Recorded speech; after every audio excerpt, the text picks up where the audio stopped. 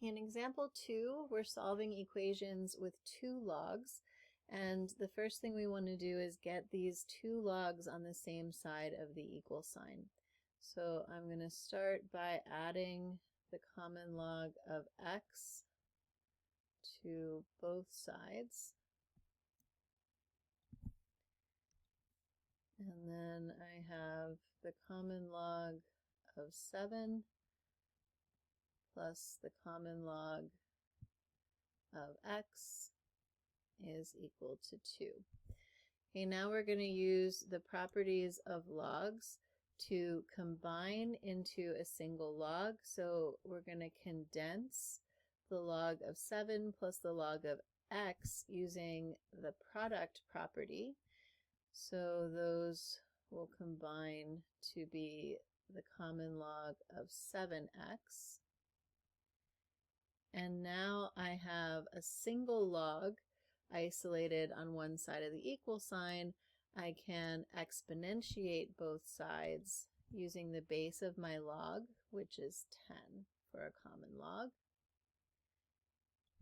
Then by the inverse property, the 10 raised to the common log of 7x is 7x, the argument of that log, and 10 squared is 100.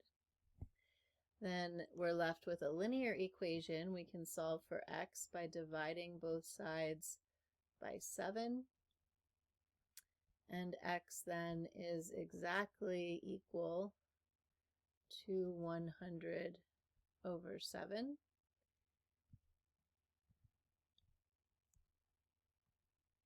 And 100 over 7, rounding to 4 decimal places, if I'm asked for an approximate answer, would be 14.2857.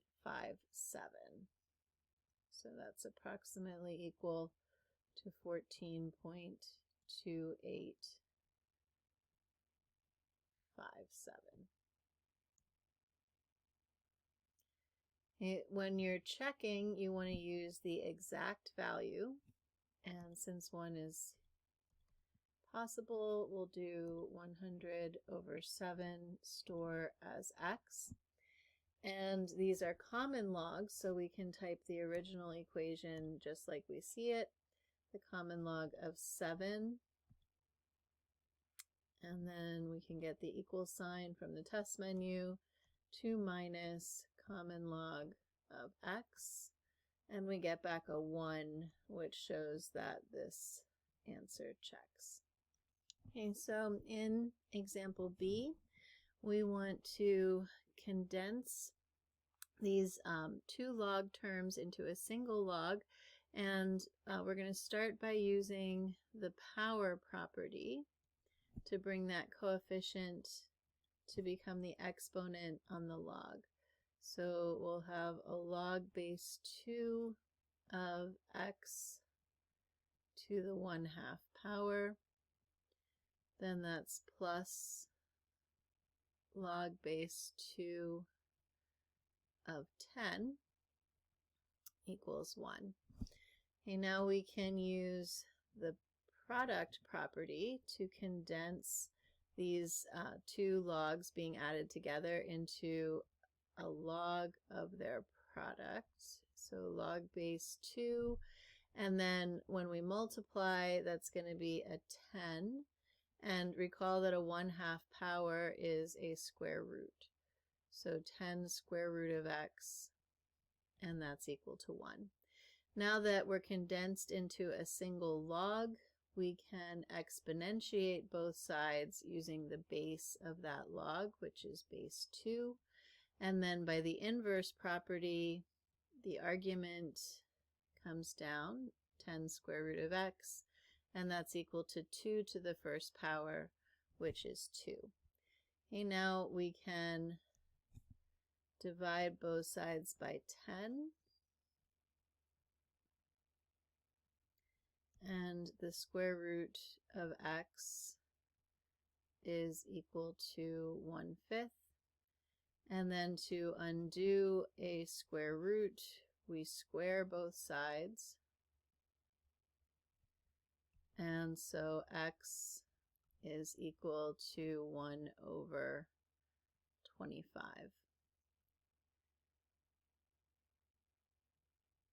And when we look at the check for that answer, storing 1 over 25 as x, and then substituting into the original equation using the change of base property, we get back 1, which matches the other side of the equal sign, and so we know that 1 over 25 checks.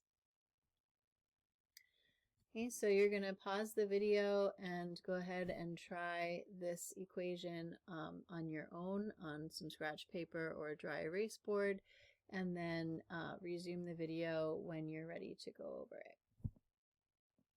So we're going to start by using the power property to make that coefficient the exponent. So we'll have a log base 3 of x squared minus log base 3 of 4.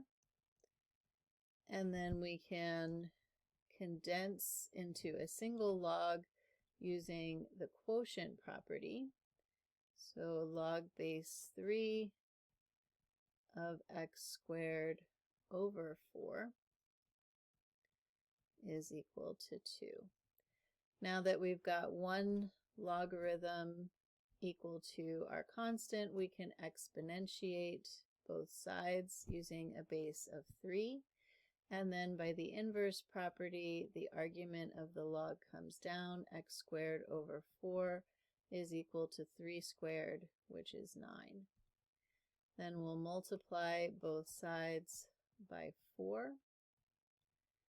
And x squared is equal to 9 times 4, which is 36. Then we'll square root, since that's the inverse of the square, and x is equal to plus or minus 6.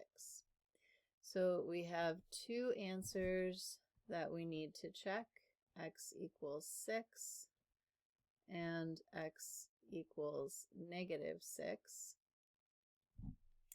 So in our calculator, we'll take 6 and store that as x. Then we have 2 log of x divided by log of 3 using the change of base property. Then that's minus the log of 4 divided by the log of 3, again using the change of base property, and then equals 2, and press enter, and we get back a 1, so x equals 6 checks. Then we'll store negative 6 as the x and check that equation, and we get error, non-real answer. If we look at where that's coming from, if I substitute negative 6 in here for x, I would be taking the log base 3 of a negative number, which is undefined. So this answer of negative 6 is extraneous because it's outside the domain. So we cross it out and write extraneous. So this equation has one solution that checks x equals 6.